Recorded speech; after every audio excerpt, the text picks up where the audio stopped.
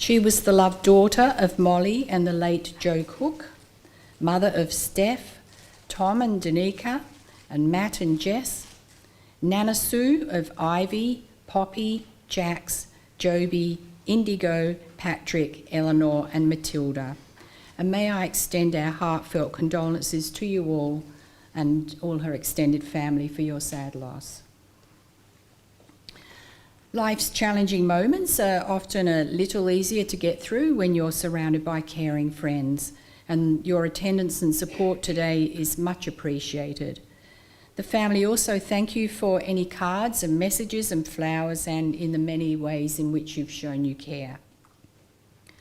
It's not always possible to ask around everyone if they'd like to say a few words during the service, so the family has included an open tributes under personal tributes, and you'll see where that is in your service programs. So you have a little bit of time ahead to prepare, and your contribution will be very welcome.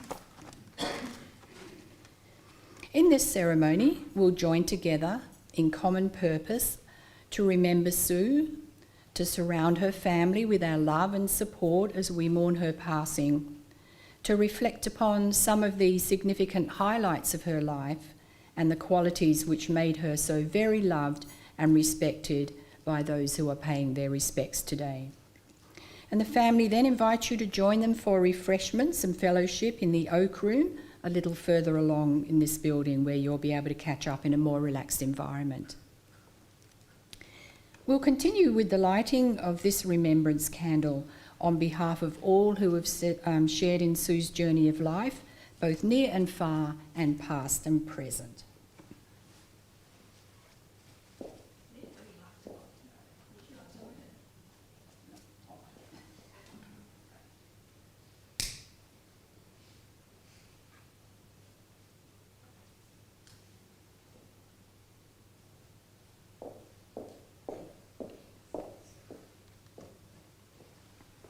Please welcome Sue's youngest son, Matt O'Connor, who will read a poem he wrote and sent to his mum several years ago. Thank you, Matt.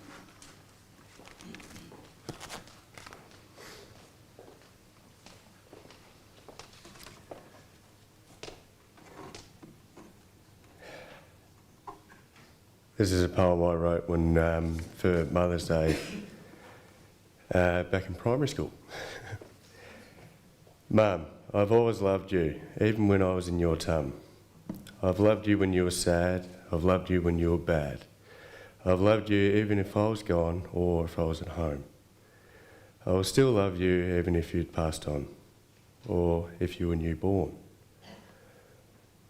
I would still love you even if you weren't my mum, but you are, and I can't do anything about that. Because you are my mum, and I love you, and I will forever. Love, Matt Rapp. Thank you. Weren't they beautiful sentiments in that poem? Please welcome son Tom O'Connor, who will present the family eulogy.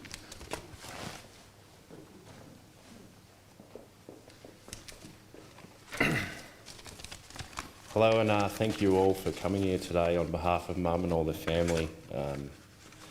It's with great honour to be able to tell you Mum's story, and just please reflect on all the good times that you shared with Mum along the way.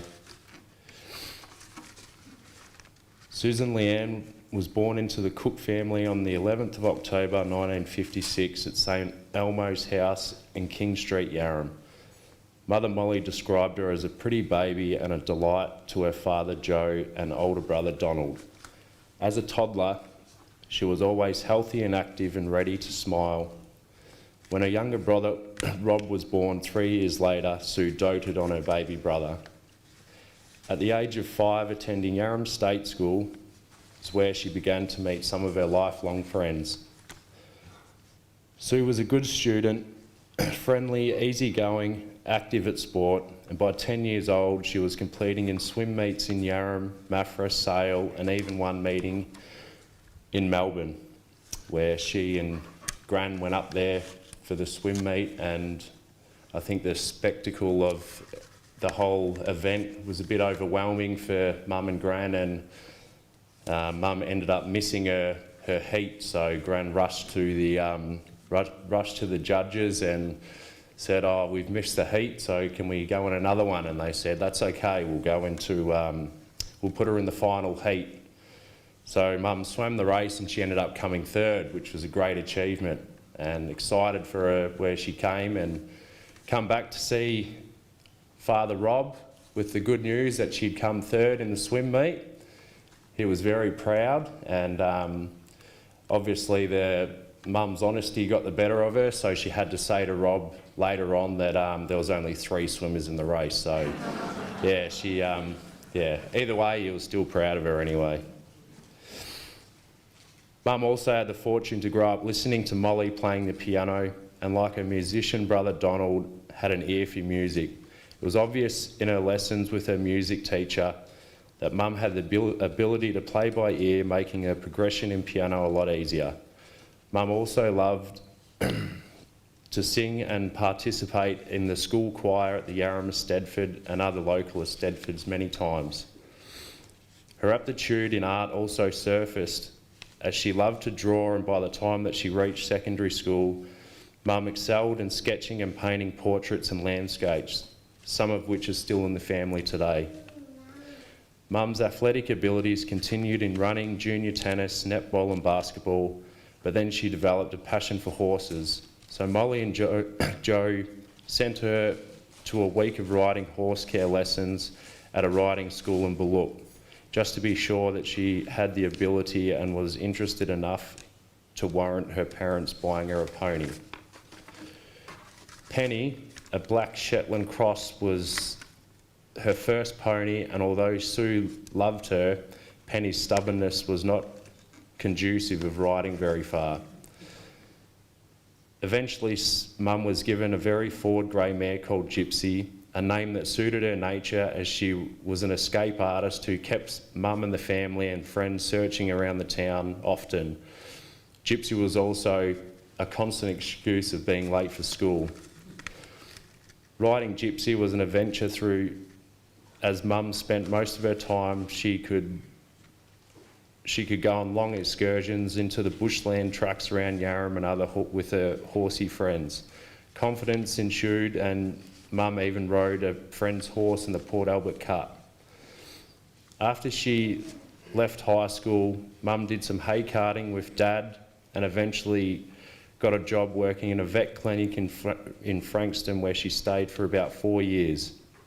Her little green Mini was on the road back to Yarram on every weekend, often with stray cats and 3-legged dogs from the vet clinic, which she couldn't part with, so she'd always bring them back home to Molly's and Joe's house. Family and sporting commitments such as netball and basketball were the main reason she returned home each weekend, and of course her partner at the time, Jack O'Connor. In 1982, they finally married at St Mary's Church in Yarram and honeymooned in the United States, travelling the west coast and up to Canada. They returned and made their first home in Enid Street. Mum and Dad couldn't be happier, with Stephanie Lee, born in 1983, myself in 84, and Matthew John in 89.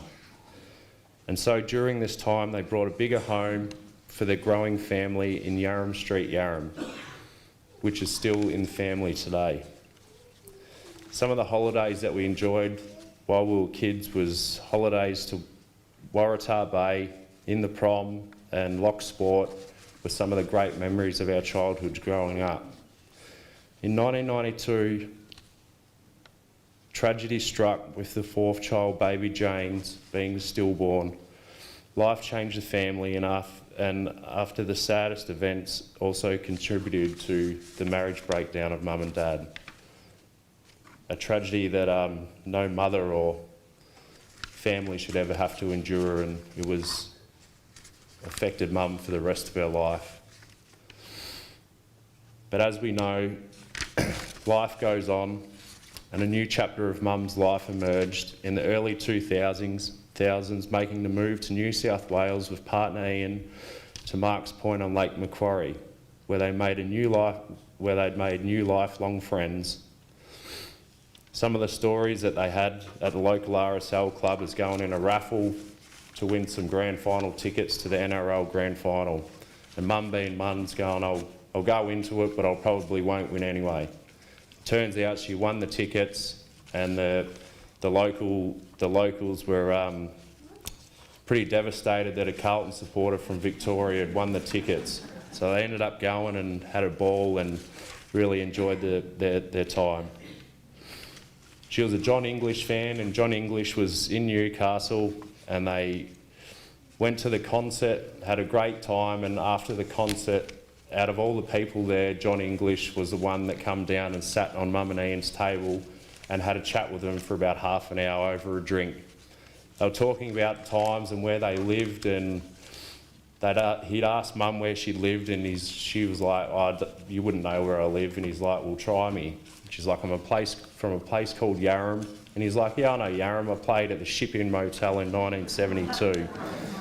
So they were off, and she was in awe that she'd met John English, and he got to sit and have a few words with him. After Mark's Point, they made the move down into Dapto and Wollongong and making some new lifelong friends. In 2018, Mum and Ian made the trip over to my wedding, which was the last time the family was all reunited together. There was one of the proudest moments of Mum's life, with all the kids and her grandkids at the time all in the same spot at the same time. It was a very proud moment in Mum's life. Mum and Ian's relationship, spanning well over 20 years, is that they were always together. A relationship which words can't describe. You can only describe it as they were soulmates. They looked after each other, depended on each other, and they loved each other dearly. They spent hours talking to loved ones on the back porch of their Wollongong home around the table of knowledge, where they were all both happiest, talking to kids and watching their grandkids grow up over FaceTime calls is some of the moments that Mum cherished the most in her life. In early July, Mum's health deteriorated rapidly.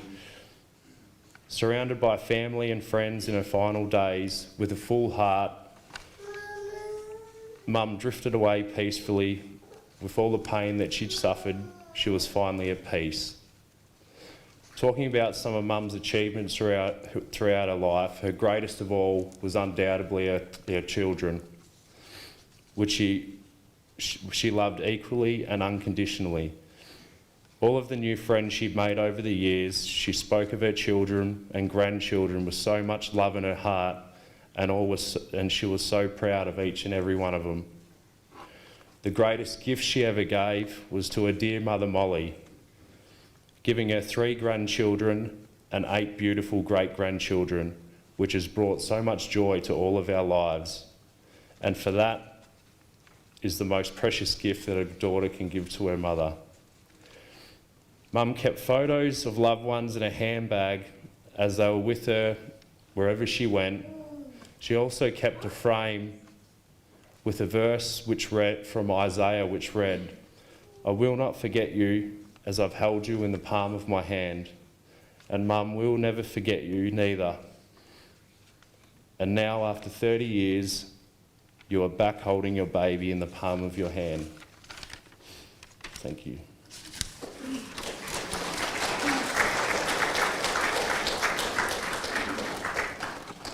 Thank you, Tom. That was so beautifully presented.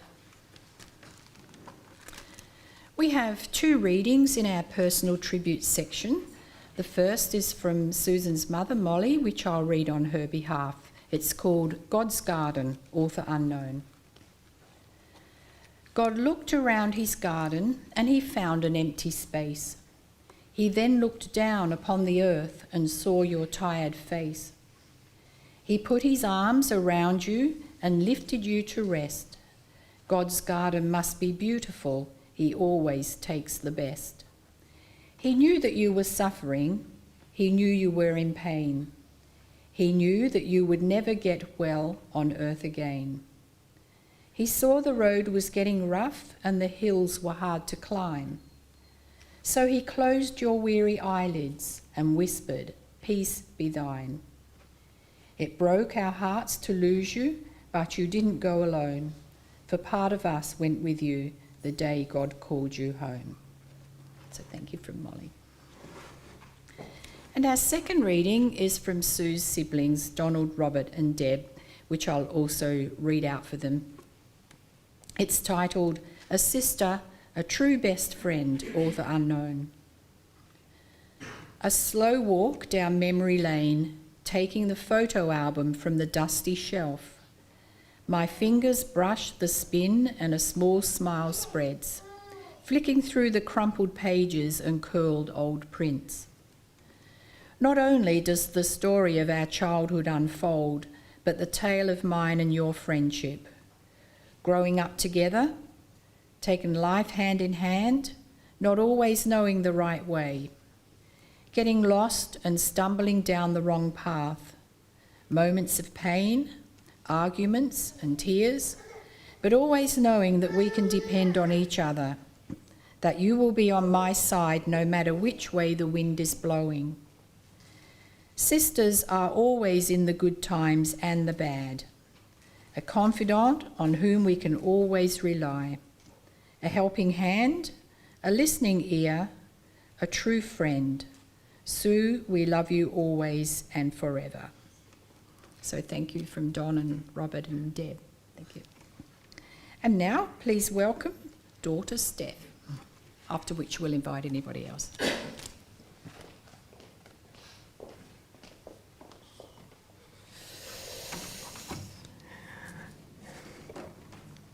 Dear Mum, I always knew you loved us. I always knew you cared for us. I always knew you wanted to be there for us, but this sadness you had in you took over, and that was not meant to be. But now, Mum, it's gone. You can now rest, you can now take it easy, and now watch over us and guide us like I knew you always truly wanted. I will look up at the stars and think of you as I did when you were here, as it's one of the memories that I hold very dear. Sitting out on the veranda looking up at the stars, all your troubles went away. I do love you, Mum, we all do. Ivy loved how you called her Ivy Rose. Poppy loved how you called her Pop Pop. And Jax, well, he hardly sat still enough for you to talk to him, but you loved watching him play. Be at rest now, Mum, you are at peace. We will be fine, you don't need to worry, as we all have a piece of kindness in us that has helped us through this life, and we will always be grateful that you gave us that. Goodbye, Mum. Love, Steffi.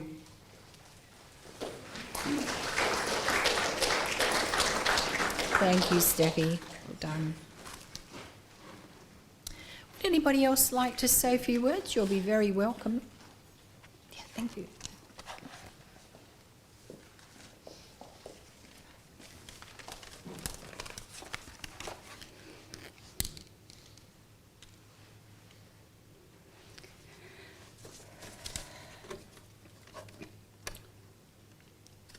Hi everyone.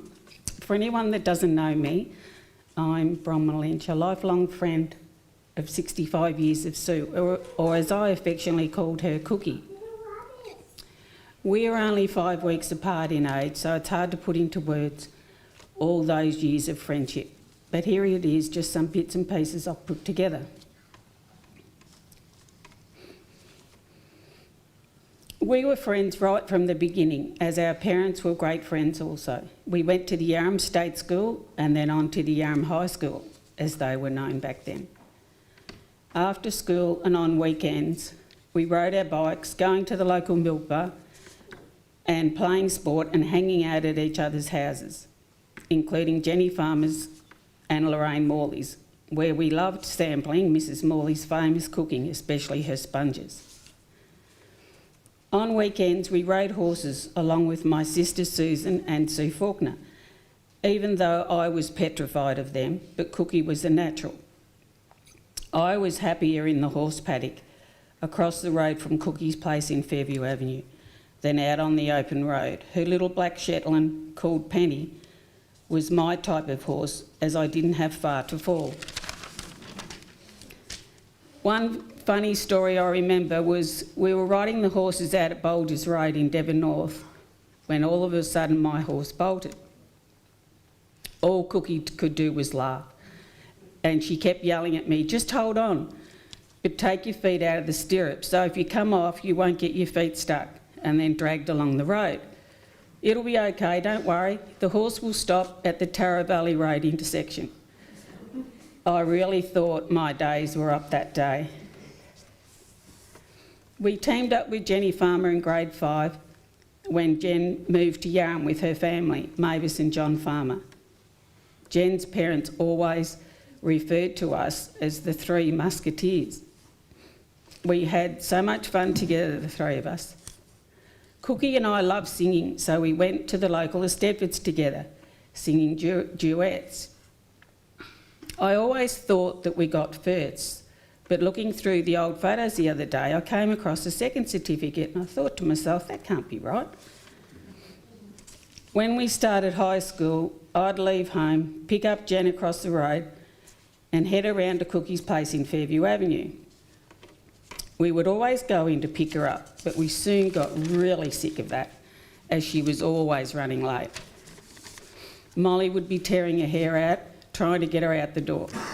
So he said to Cookie, "Right, if you're not out the front, we'll see you at school." So some mornings she wasn't there, but most of the time she'd come out, toast in hand and her hair dripping wet from the morning shower, but at least we got her to school on time. We played a lot of sport together and enjoyed very successful years at the Yarram Netball Club under the amazing coaching of Mavis Farmer.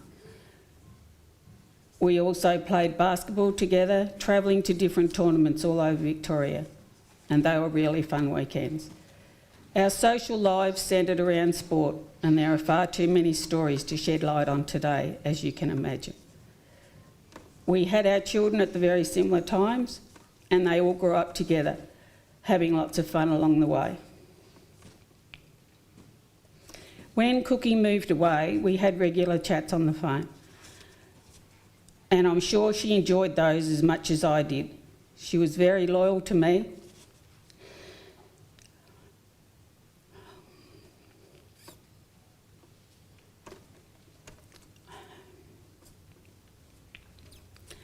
She was very loyal to me in lots of ways. And when my husband Peter passed away, she couldn't get on the bus any quicker to support us as a family. We cried together often over those phone calls about the highs and lows in our lives. I'm just so thankful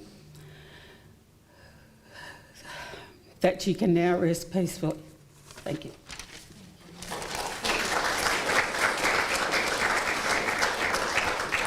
Thank you so much. Would anybody else like to add to that? No, you'll have an opportunity afterwards when you have a cup of tea to share a few more memories as well.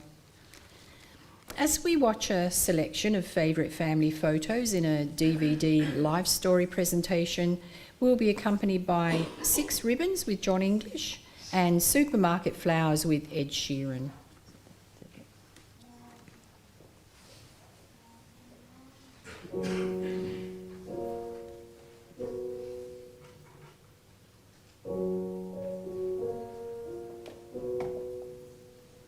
He took the supermarket flowers from the windowsill, threw the day old tea from the cup, packed up the photo album Matthew had made, memories of a life that's been loved. Took the carrot works in cars and stuffed animals, put the old ginger beer down the sink. Dad always told me, don't you cry when you're down, but Mum, there's a tear every time that I blink. Oh, I'm in pieces, it's terrible.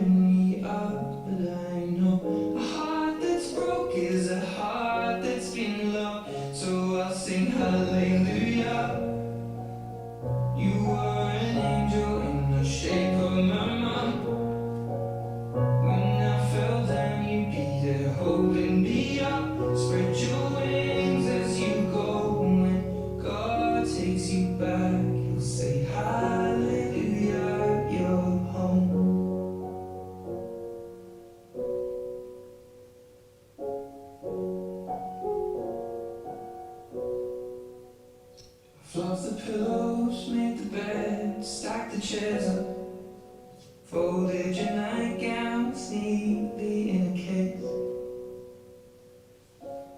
John said he'd drive, then put his hand on my cheek and wiped a tear from the side of my face.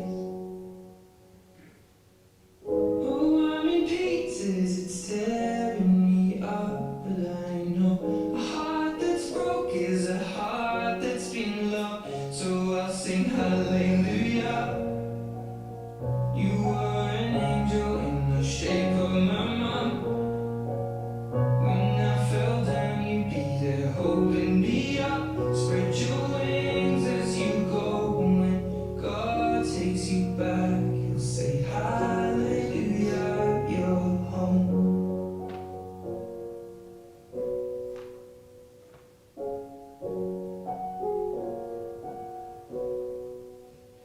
Fluffed the pillows, made the bed, stacked the chairs up, folded your nightgowns neatly in a case. John said he'd drive, then put his hand on my cheek and wiped a tear from the side of my face. Now that I see the world as you did, 'cause I know a life with love is a life that's been lived. So I'll sing hallelujah. You were an angel in the shape of my mom.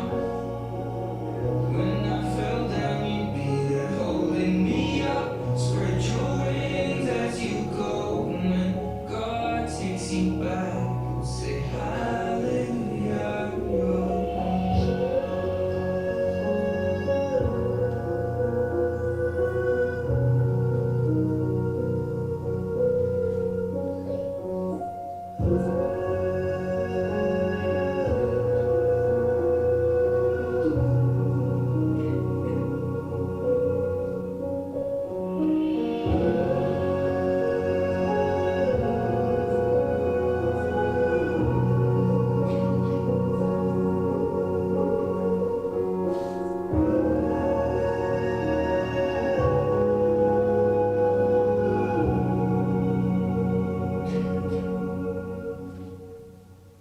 Hallelujah, you were an angel in the shape of my mom. You got to see the person I have become. Spread your wings and I know that when God took you back, he said hallelujah, you're home.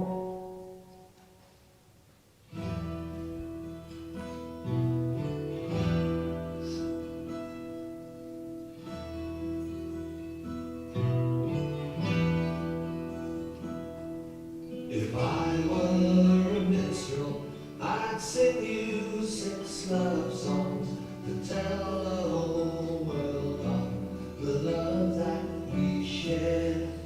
If I were a merchant, I'd bring you 6 diamonds with 6 blood red roses for my love to wear. But I am a simple man, a poor common farmer, so take my 6 ribbons to tie back your hair. Yellow and brown, blue as the sky, red as my green as you. If I were a nobleman, I'd bring you 6 carriages with 6 snow white horses to take you anywhere. If I were the emperor, I'd build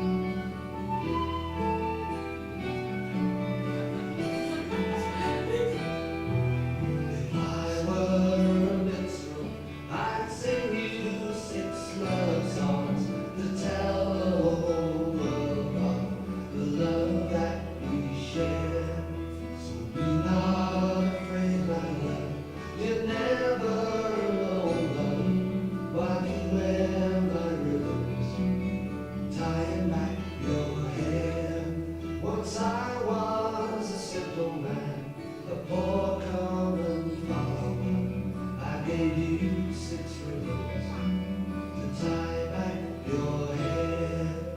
To rely, all I can share is only 6 ribbons to tie back your hair.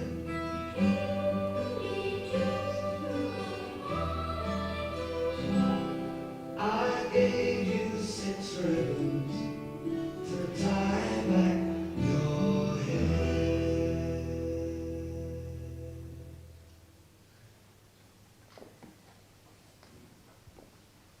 Let's show our appreciation for Sue.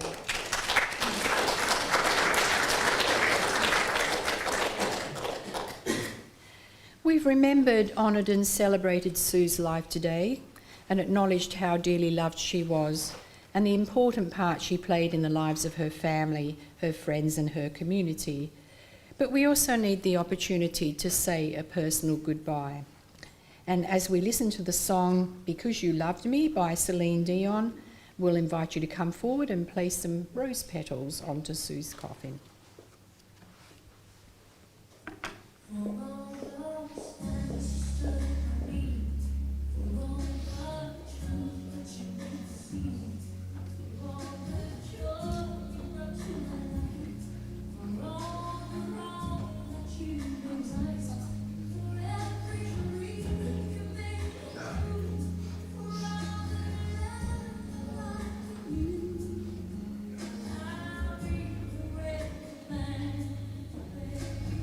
You're the one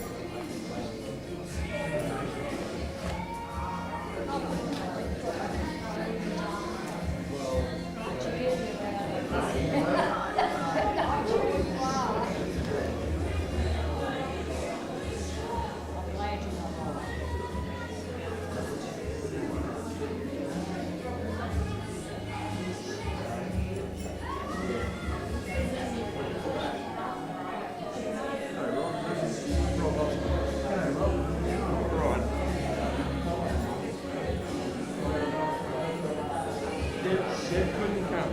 She's slow. She said she couldn't come, but she's very good too.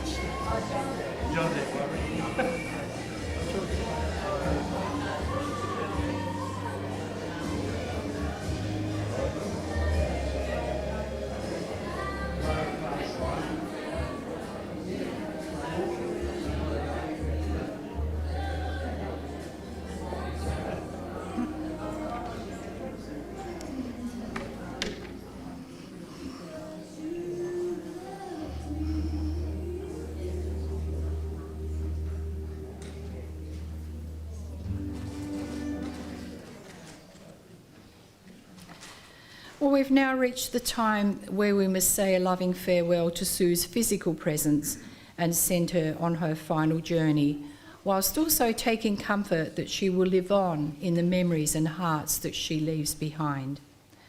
As Sue's coffin is symbolically lowered in a gesture of love and farewell, we'll be accompanied once more by Celine Dion, and My Heart Will Go On. On behalf of the family, thank you for sharing in this loving tribute to Sue. May she live long in your hearts. And if you're comfortable doing so, would you please stand for the committal?